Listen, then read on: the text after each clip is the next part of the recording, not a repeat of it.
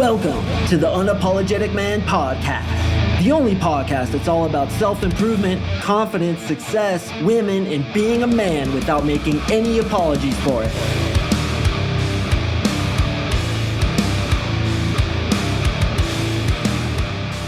What is up, gentlemen? Thank you for tuning in to another episode of the UMP, and today we're going to talk about 10 things we can learn from near-death experiences. Now, this obviously is a very spiritual episode, so if you don't believe in that kind of thing, then beat it. Kick rocks with your head down. Don't let the door hit you where the good Lord split you. If you're not into it, then don't listen.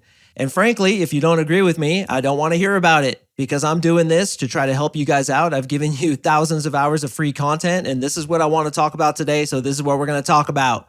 You've got 440 plus episodes to go through if this isn't what you want to hear about. So no hard feelings if this isn't your cup of tea. I'm sorry, I can't help you with that. See you later. See you in the next episode. For those of you who are still here, what I want to do in this episode is talk about what people experience in these NDEs, near-death experiences, why I think they're absolutely real despite a lot of the concerns that people bring up as to how these might be hallucinations, just the brain doing its final firing of synapses and giving us a bunch of hallucinations, and why I think that that's not true.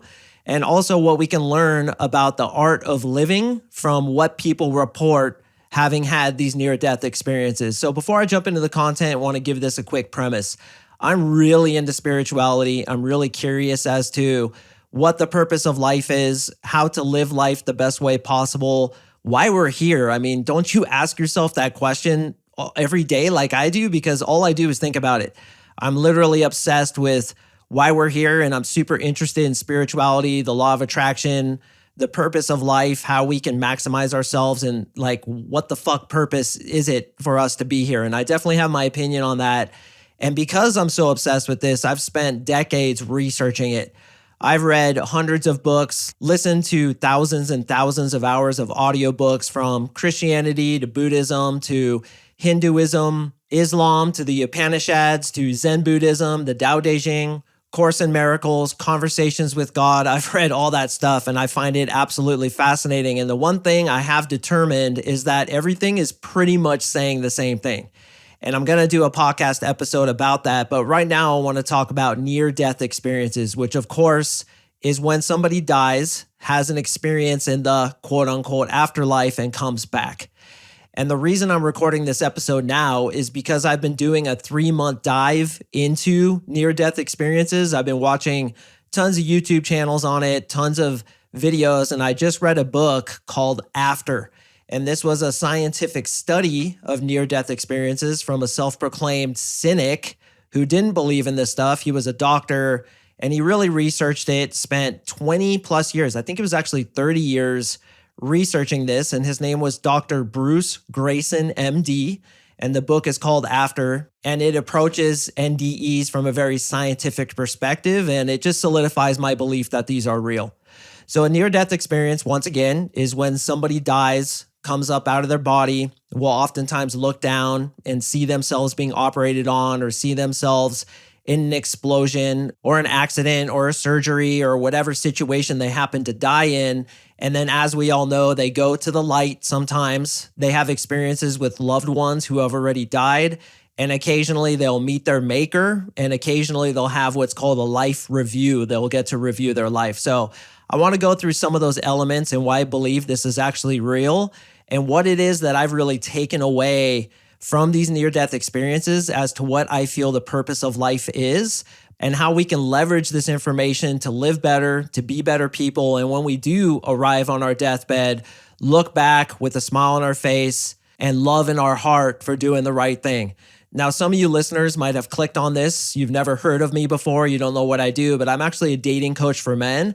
And one of the things I think is overlooked in this niche, in this genre, is self-development. You know, a lot of my colleagues, a lot of people who do what I do, teach their clients a lot about what to say to girls, how to be confident, how to get a date, what to text her. And I teach that too. But what I think is often overlooked is what I call the art of living. How to live the best way possible, how to develop yourself into the man that you were incarnated into this life to become, so that when you die, you can look back and say, yeah, man, I took the cards I was dealt and I made the meanest hand possible. And in my opinion, a lot of those answers lie in spirituality. There's a lot of truths that are told not only in the Bible, but also things like the Bhagavad Gita, the Upanishads, the Tao Te Ching, Course in Miracles, Conversations with God, myriad of books on the law of attraction, myriad of books on what happens in the afterlife. And of course, all those videos and books and all these accounts that I've read about near-death experiences. So when people typically die, the first thing I want to point out is that they come back unafraid of death. Almost 100% of people who had near-death experiences no longer fear death after they've had that experience. And the reason that is, according to them, is that they realize that life is guaranteed, that this is just an illusion. This body that we're living in actually isn't real. It's just a meat sack. And I love the evidence that God places before us. And by the way, I'm going to talk about what I believe, and I'm not trying to convince you of anything. So take this for what it is, bro. Like, I'm not trying to convince you. Take it with a grain of salt. Filter this through your own belief systems. Filter this through who you are as a man. Take what you want, leave out the rest. I'm just talking about what I want to talk about. If you want to listen, that's cool. If you don't, then kick rocks. So what I believe is that God, the creator, source energy, whatever you want to call it, the universe, set up this illusion in order for us to experience what we are not so that we can wake up again to what we really are. And this is just an illusion. And one of the Easter eggs the creator has hidden was the fact that your body is 99.99% empty space. The distance between the atoms in your body is so vast, it's almost more than the goddamn solar system between stars. In fact, if you look out at the stars, that's about the distance that we have in the atoms in our body. And yes, the universe is just a representation of what your body is, an internal universe that expands forever, smaller and smaller and smaller, and expands forever, bigger and bigger and bigger. Let that fuck your mind for a few minutes. So as they pass on to the other side, they look back at their body and they don't even feel that it's them. They feel it's just a meat sack that's a vehicle for them to experience this life in, and they have almost no attachment to it.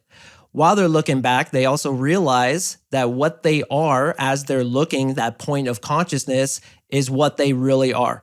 Things are clearer. They can think much faster. They can see in 360 degrees.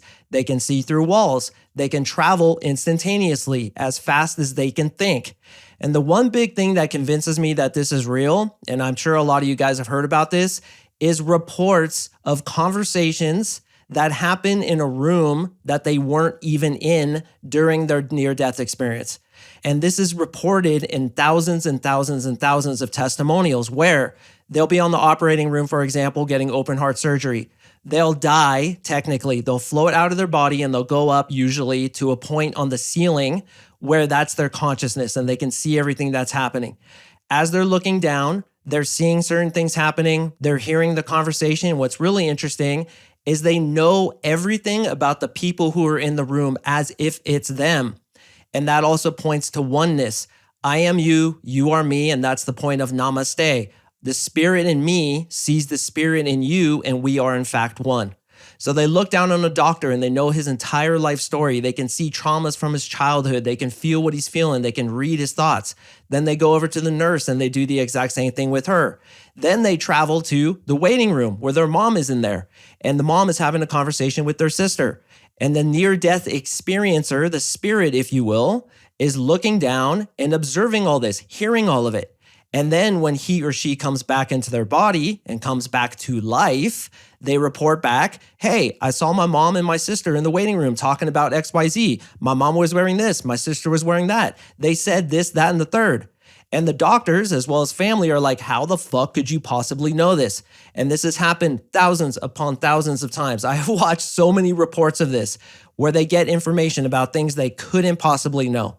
And no, it wasn't accidentally reported to them when they were sleeping, or no, they weren't unconscious and they heard the conversation. There's shit that's happened that they cannot substantiate via scientific evidence and the scientific method, which is what that book After is about, that I found very interesting. I mean, this guy was a complete skeptic.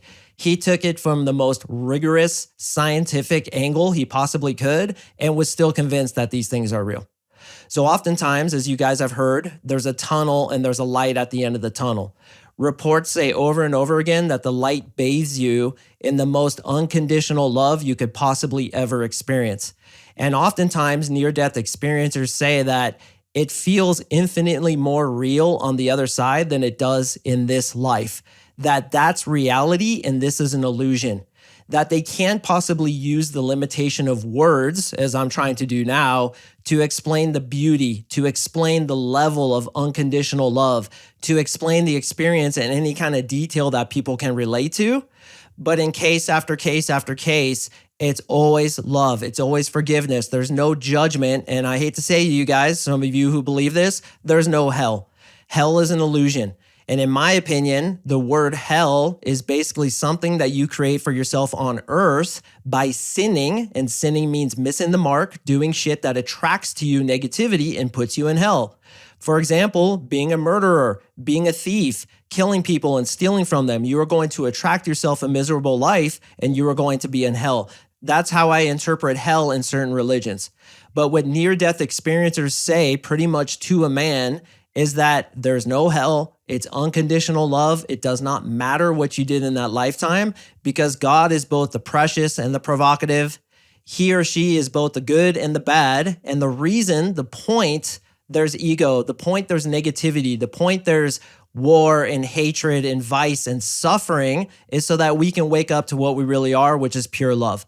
And when people go into that light, they report it over and over again. It is unconditional love and you are forgiven. There is no judgment, but instead you are bathed in unconditional love. Because I'll tell you what, any mistakes that you made in your lifetime, I would have made the same mistakes too if I was in your consciousness and in your body in the same situation. You would have made the same mistakes I would have. And we both would have made the same mistakes that some drug addict in Kensington, Pennsylvania, addicted to fentanyl, who is robbing people and is in a state of depravity that you and I can hardly even imagine, we would be in that same state too. So how could there be judgment on something that everybody would experience? And let me ask you this. If God didn't want us to do certain things, then why would he create the possibility for them to happen? This is just my viewpoint, boys. You can agree with me or disagree with me. And listen, I really don't want to get into a discussion about this, so please don't email me with your beliefs. I honestly don't want to hear it. If you have had a near-death experience and you want to email me, I'd love to jump on the phone and talk to you. But other than that, I'm not down to engage in this because I know there will be a lot of contrary opinions to this. This is just my viewpoint from my 2 decades of experience. So going back to the experience of God, they are forgiven. And what usually happens is they see the person or deity that they believe in. Christians will experience Jesus Christ. Buddhists will experience Buddha. Hindus will experience Ganesh or Shiva or whoever it is that they relate to.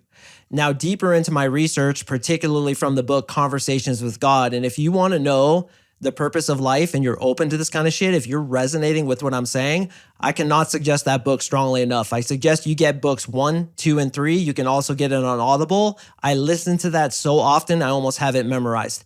It's almost like my private entertainment. I don't talk a lot about it on this podcast, but it has helped me tremendously in living my life effectively and yes, getting happiness and peace. Einstein said the most important decision you ever make is whether or not you believe in a benevolent or malevolent universe. Benevolence, of course, means love. Malevolence, of course, means hate. Do you believe that there's a fundamental good purpose to this life? Or do you believe that it's just random? We just showed up here, evolution takes place, and when the lights turn off, that's it? That is the most important decision you ever make, and I have faith. And the way that I look at it is you can take 99 steps up to the castle, but the final step is a step of faith. And I have that. I believe in God. And actually 92% of people believe in God. So I'm not alone with that. And I'm sure a lot of you listening believe that there's something more going on. I mean, I could go on about the impossibility of us just showing up randomly with the complexity of life, not to mention the fact that every single person who has achieved the state that we're all going for, which in my opinion is enlightenment, tells us to a man, to a master, to a deity, that the purpose of life is love, and there is a bigger purpose for this. As Eckhart Tolle says, you are here to enable the divine purpose of the universe to unfold. That's how important you are. So when they meet God, their maker, or Jesus Christ, or Buddha, or whoever it is that they believe in, the reason they meet them, and this comes from Conversations with God, is because you create your own death. Not only are you creating your own life, but you also create your death in the afterlife, and you create every experience you're going to have for eternity as you incarnate into body after body to wake up to what you truly are, which is pure love. So in that experience, oftentimes they'll meet loved ones. They'll be shown certain things about the nature of life, some of those things that I've talked about just now. And they're also occasionally given messages to give back to certain people on the other side that turn out to be true. There are hundreds, if not thousands, of cases where they come back and they have to tell somebody that they have cancer, or they come back and they know that a certain event is going to happen. One lady knew that 9/11 was going to happen, and she purposely wasn't in New York that day because she knew on September 11, 2001, that was going to happen. Listen, believe it or not, I think there's more to this life than a lot of us know. And I think it's a multidimensional, beautifully complex system that is bigger than we think it is. So be open-minded. That's my only advice. And that's the only thing I'd hope you do in this episode. Now, here's the thing I really want to talk about as far as what can we learn from these near-death experiences, and that is the life review. So one of the cool things that most near-death experiencers report is that you have a life review. You get to relive all those things that happened to you. But here's the cool part. You also get to relive it from the other person's perspective. And the one question that's asked without judgment is, did you love in that situation, or were you a hater? Did you act through ego, through greed, through those 7 deadly sins? And people say that while there's no such thing as hell, going through certain situations where you stabbed somebody in the back, took advantage of somebody, you were a general taker, living it through their body, you get to experience what it was like for them. And that is hell because you feel so horrible about what you did. But apparently there's no judgment. God is loving, and love is unconditional. He's not going to send you to hell because you masturbated one day or you didn't do what he wanted. Why would he send you to hell when, if he's the creator, he could just cause you not to do that thing? That's one of my questions. Don't email me, please God, you Christians. Don't fucking email me. I don't want to hear it, okay? I've had so many of these discussions I don't want to have anymore. This is what I believe. You hold on to what you believe and be strong in your frame, bro. You don't need to be convinced or convince others of what you believe. Believe it, because you too are probably right. You and I probably believe 99.99% of the same shit. It's just that final step up to the castle. That's an act of faith. So hold on to your faith. You don't need to tell me about it. So when they do the life review, they get to experience everything again, and they get to experience from the other person's side. And the question is, how much did you love? Now, here's the thing that I think God, source energy, universe has also implanted into our experience, and that is the law of attraction. The crazy counterintuitive thing about life is the more you give, the more you get back. The more you let go of, the more you possess. The more you love something, the more you're willing to let it go and be who it is. So when acting in life, the one thing I've taken through this is be kind, be loving, do what's right. And how do you know what's right and what's wrong? I always say this. What's right is that which creates peace and love for others. What's wrong is that which creates suffering and hatred, both for others and for yourself. So when we act through what's right, and that's one of the beautiful things about Christianity, is they have a very good grasp on what's morally, quote unquote, right and what's wrong. The problem is guilt comes in, which I completely disagree with. But when it comes to Christianity, they understand what sin is. When you sin, you attract to yourself negative circumstances and suffering, and thus you go to hell. When you act through love, which is to do that which is righteous, you attract to yourself that which is beautiful, loving, and peaceful, and thus you experience heaven. So in the life review, you get to see how you affected other people, live it both from your perspective and their perspective, and see where your mistakes were. And there isn't damnation, there isn't condemnation, because the mistakes also have a purpose. The purpose of black is to set up the comparison to white so that you have a full picture. If everything is white, how can you know white? Think about that. And this is the great conundrum that the universe, God, source energy went through. How can I know I'm love if everything is love? If I'm all loving, how could I know it? It's to set up black. It's to set up hatred, ego, and suffering to set up that comparison. And in many spiritual texts, death is referred to as the greatest thing that will ever happen to you because you're released from this. You're released from the limitations of the body. Some of you guys have physical ailments. Maybe you can't see, you can't hear, you walk with a limp, your fucking hip hurts constantly, as mine does. When you go to the other side, all that is released and you realize it was just an illusion that was created with your own mind, that you chose to come into this life You didn't plan everything out, but you chose the tools, you set up the circumstances, you built the foundation of the building, and then you fill that in with free choice throughout your life. And you do it over and over and over again until you wake up enlightenment to what you really are. Again, just my belief, take it or leave it. I honestly don't care what you believe because it doesn't matter, right? If this is true, and if there is a benevolent purpose to this, then it's bigger than either your mind or my mind can understand. So all this is just mental masturbation. But here's the thing again that I want you guys to take from this. I believe NDEs are real. And I believe if you research it for even 2 hours of time, you too will be convinced they're real. I also believe reincarnation is real. There's a fuck ton of evidence for that. An absolute fucking treasure trove if you look into that. Now, yes, I'm a little out there with my beliefs, but I believe it. So if NDEs are real, and if what people say is real, then we can be confident that A, God is unconditional love and there is a purpose for this and it goes on forever and ever. Think about that. Continues forever and ever. Doesn't that give you some peace? You don't have to stress out so much and worry so much. You can kind of relax into it and let it unfold. Let it be breathed by God. Let go and let God, as people often say. So it goes on forever and ever. It's benevolent. It's loving. There's a purpose for it. And what you really are is not this body. So you don't get so attached to things and reputation and how many girls you've banged and how much money you're making. That becomes so insignificant in the bigger scheme of things. And this is what near-death experiencers always report back. Watch those videos and look how clear their eyes are. Watch those videos and see how happy and peaceful they are and full of love, and they don't fear death anymore. And they say over and over again, the purpose here is to love, is to experience, is to just create yourself in the next best version of who you think you really are. Because brother, I don't care if you believe in God or not, there is so much evidence to corroborate the fact that you are a very powerful creator. I believe that you too are a God. You are a part of God who's individualized himself into you, me, and all the other people listening to this episode so that we can have this experience of separation so we can wake up again to what we really are, which is oneness. You are an extremely powerful creator and you attract yourself via your thinking. And this is why I love NLP, because it removes all those thoughts that are going to attract to yourself negative circumstances and suffering. And it replaces all those thoughts that's going to attract to yourself happiness and peace. And the big message I take from near-death experiences is be loving and give. Because when you give, you get back. And when you have your life review, are you going to look at the life you live and be proud?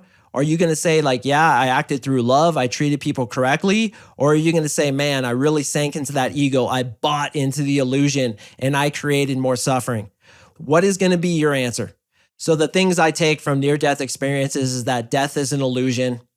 When you come out of your body, you get to reunite with those people who have passed before you. And what's really interesting, whole different conversation, is they say that you also get to reunite with people who are still on earth because time is an illusion and we exist at all places at once. Wrap your mind around that one.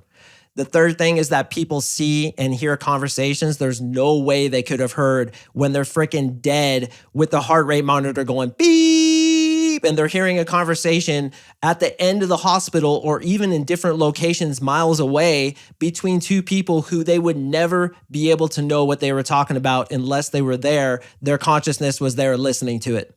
4 is when it happens, brother, go towards that light and let it bathe you, let it cleanse you of all those things that are ailing you in this lifetime. Apparently, it's the most unbelievable experience. Number 5 is during your life review, you are going to relive everything that happened to you, and you're going to experience it both from your perspective and the other person's perspective. So number 6, be loving, give, choose to be a giver in this lifetime, choose to add value to people's life and stop being a fucking taker. That is an illusion that is given to you so that you can overcome it. Number 7 is this life is eternal. It never ends. It keeps going. Whether or not you believe as I do in reincarnation, 92% of you guys believe in God. And I would assume that you believe that there's something more. So we can fear death less and less and understand, as near-death experiencers understand, that death is the best thing that will ever happen to you in this lifetime. Number 8 is there is no hell. Hell is a great illusion that is created here on earth when you attract yourself via sin, doing which is selfish, suffering, and hatred in a life that frankly fucking sucks. My 9th point is that the most important decision you ever make is whether or not you live in a benevolent or malevolent universe. I challenge you, brother, to think about that, to really think about the purpose of life. And if you want, there's a few books that I suggest. One of them is the Tao Te Ching. The next one is Conversations with God. The next one is The Power of Now. I also suggest the Upanishads, as well as A Course in Miracles. Those are probably the big 5 that completely changed my life.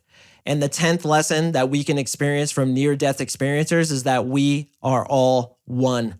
We are individuations of the same God, the same consciousness. You are me, I am you, so let's be kind to each other. No more of this selfishness, no more of this hatred, no more of trying to get one over on the other person and hating on them because you're jealous of them and you're acting out of fear. When you give, when you act as love, when you see that other person as yourself in a different incarnation, doing the best he or she can, you are able to act from your true nature, which I believe is love. Your ego is an illusion. Hatred is an illusion. Suffering is an illusion.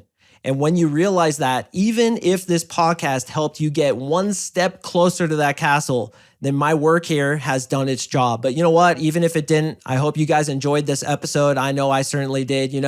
I was thinking about not recording this because I know there's a lot of haters out there. I know there's a lot of people who wouldn't resonate with it. But at the end of the day, I teach you guys to be unapologetic about who you are. Believe what you believe, be who you are, and don't apologize for it.